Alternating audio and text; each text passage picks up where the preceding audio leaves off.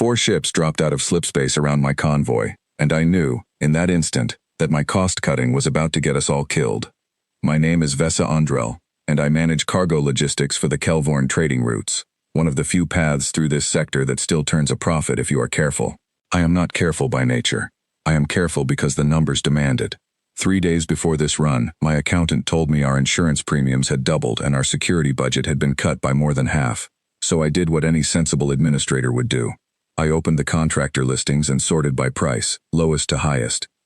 His name was the very first result. Human, freelance, rate so low I assumed it was a listing error. I remember laughing when I saw it. Humans on the contractor boards always priced themselves this way, as if they did not know their own worth, or did not care to advertise it.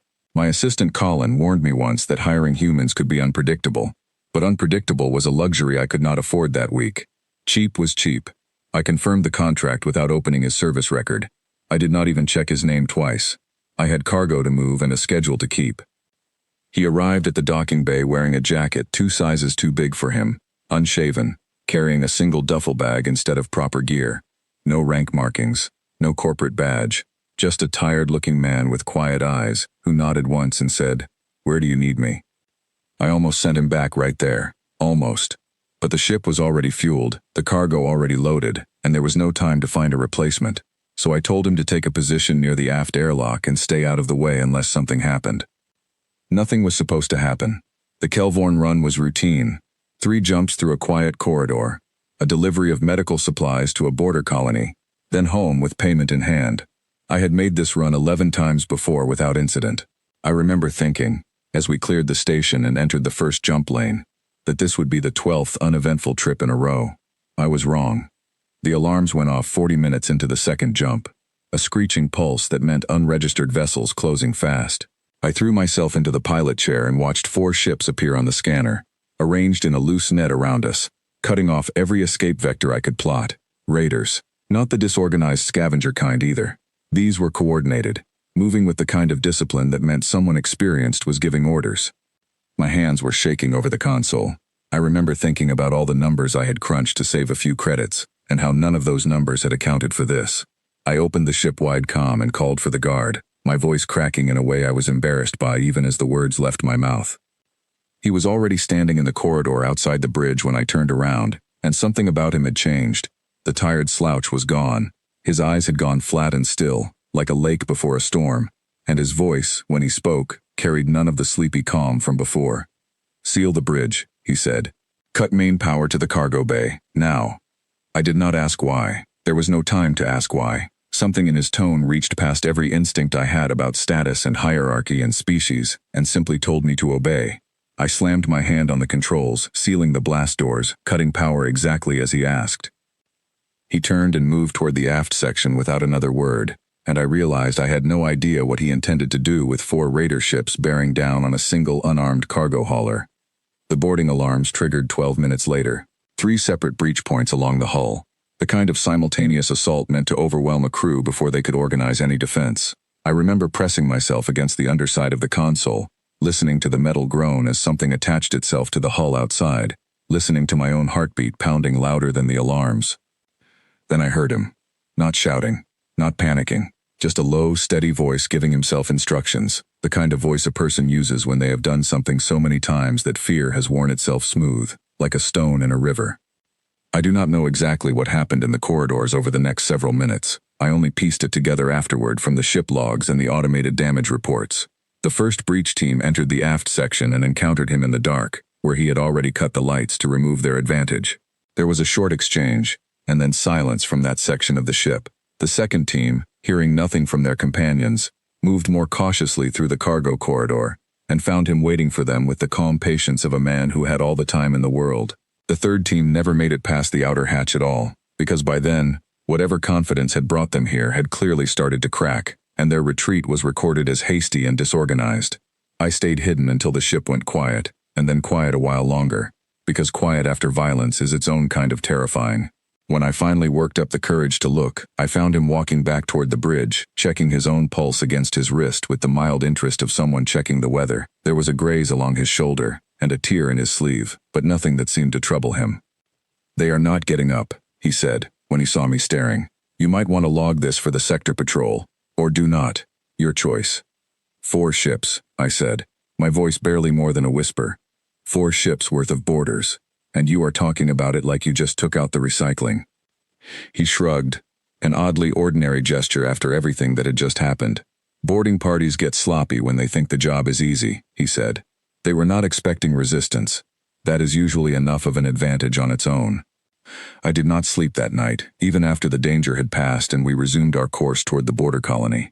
Instead, I sat at my terminal with Colin, and for the first time since I had hired this man, I opened his full-service record.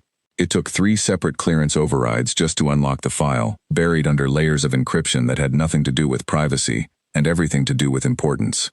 His name was Marcus Doyle, and the record in front of me did not read like the profile of a discount security contractor. It read like the record of a man who had shaped the outcome of conflicts I had only heard about in passing news reports, the kind of engagements that changed borders and toppled governments, the kind that 3 separate alien factions had once placed bounties on, and 2 others had quietly issued commendations for, depending entirely on which side of history you happened to stand on. He had been retired for 8 years. According to public records, most people in this sector who paid attention to such things assumed he was either dead or living out a quiet life somewhere far from anything that mattered. Nobody expected to find him on the cheapest tier of a contractor listing, carrying a duffel bag onto a cargo hauler for a fraction of what his skills were worth. Colin read over my shoulder in silence, and when he finally spoke, his voice was unsteady. You hired him because he was cheap, he said. It was not really a question. I did not have an answer for that. I only had the growing, uncomfortable realization that I had almost sent him away at the docking bay because he looked unimpressive, because his jacket did not fit properly, and his gear was unremarkable, and nothing about his appearance matched the image I carried in my head of what competence was supposed to look like. We reached the border colony without further incident, delivered the medical supplies, and collected payment as scheduled. Through all of it, Marcus said very little. He helped unload cargo without being asked, made polite conversation with the colony workers, and generally behaved like a man who had spent his morning doing nothing more remarkable than checking equipment. I found myself watching him from across the cargo bay, trying to reconcile the tired, unassuming figure in front of me with the record I had read the night before. On the return trip, I finally worked up the nerve to ask him directly. We were alone on the bridge, the stars sliding past the viewport in that slow, endless way that made long journeys feel both eternal and instant at once. You could have charged me 10 times what you did, I said, 100 times, honestly, once I understood what you actually are. Why would you accept a rate that low? He considered the question for a long moment before answering, turning his cup of recycled coffee slowly in his hands. You needed a guard, he said finally. I needed rent money. It seemed like a fair trade at the time. That is not how markets are supposed to work, I told him. Value is supposed to be reflected in price. That is the entire foundation of every trade agreement in this sector. He smiled at that, a small, tired thing that did not quite reach his eyes. Maybe not for you, he said. Humans are not always good at knowing what we are worth. A lot of us stopped trying to calculate that number a long time ago. We just look at what needs doing, and we do it, and the price tag becomes an afterthought. I found that answer deeply unsatisfying, and I told him so. He laughed quietly at my frustration, the first real laugh I had heard from him since he boarded the ship. It is not really about undervaluing ourselves, he explained after a moment. It is more that most of the work worth doing does not come with an obvious number attached. How much is a safe cargo run worth? How much is a colony full of people who get their medicine on time worth? I could sit here and try to calculate what my particular skills are supposedly worth on some open market, or I could just do the job in front of me and let the rest sort itself out. I sat with that for a long time after he finished speaking, watching the stars, thinking about every calculation I had ever made in my career, every margin I had shaved, and every corner I had cut in the name of efficiency. I had built my entire professional life around the belief that numbers told the whole truth, that if you could not quantify something, it did not really matter.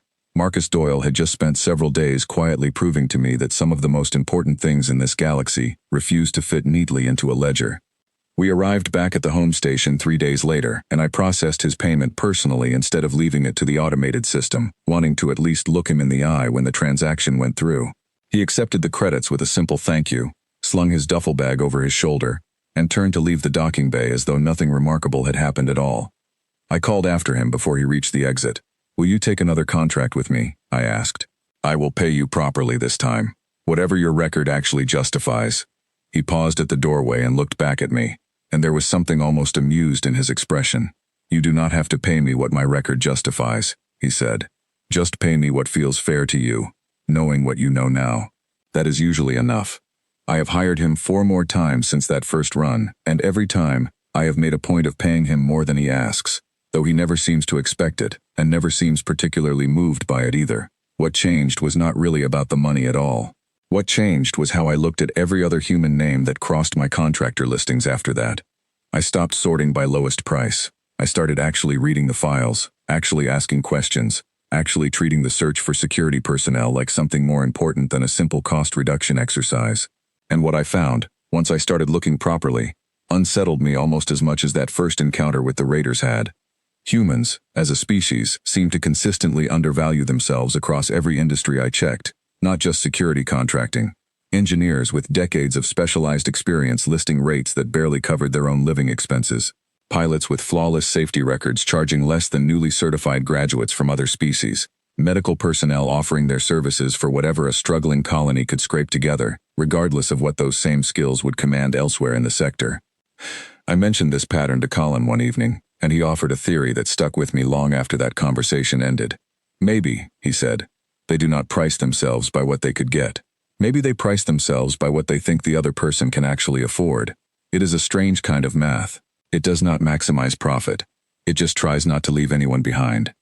I thought about Marcus again after that conversation, about the tired jacket and the unremarkable duffel bag, and the quiet, steady voice that had ordered me to seal the bridge before I understood the danger we were in. I thought about how close I had come to sending him away simply because he did not look the way I expected someone valuable to look. The following month, a different situation arose, one that had nothing to do with cargo runs or raider attacks. A small trading vessel from a neighboring station reached out to my office in a panic, having lost their contracted security team to a sudden illness, just before an important delivery through contested space. They did not have the budget for a proper replacement on short notice, and they were asking around the network for any recommendations. I gave them Marcus Doyle's contact information without hesitation, along with a brief note explaining exactly what they were actually getting for that low-listed rate. I did not want another administrator to make the same mistake I had nearly made, dismissing him before ever giving him the chance to prove what he was capable of. They took my recommendation, and the delivery went through without incident. The administrator from that station contacted me afterward, sounding almost as shaken as I had felt after my own encounter with the raiders. She had read his file after the fact, just as I had, and she asked me the same question I imagine everyone eventually asks once they learn the truth. Why would someone like that work for so little? I gave her the same answer Marcus had given me, though I am not certain I explained it as well as he had. Some of the most valuable things in this galaxy simply refuse to come with a price tag attached, because the people carrying them never think to put one on in the first place. It is not a flaw in the system. It might just be the one part of the system that still makes any real sense. I still run numbers for a living, and I still believe, mostly, that value should be reflected in price. But I no longer sort by lowest cost when human contractors appear on my listings. Instead, I look for the name, I read the record, and I ask myself what the work is actually worth, regardless of what number happens to be attached to it. It is still cheaper, almost every time, than what they are actually worth, but at least now, I understand why, and I no longer mistake a low price for a lack of value. Some legends do not announce themselves. Some of them simply show up in an ill-fitting jacket, carrying a duffel bag, quietly waiting to be asked what needs doing. And when the moment comes, when the alarms sound and the ships appear on the scanner and every calculation you ever made about safety and cost suddenly feels meaningless, you learn very quickly what you actually paid for. I paid for a guard. I got a legend, at a fraction of his worth, and a lesson I will carry with me on every contract I sign from now on.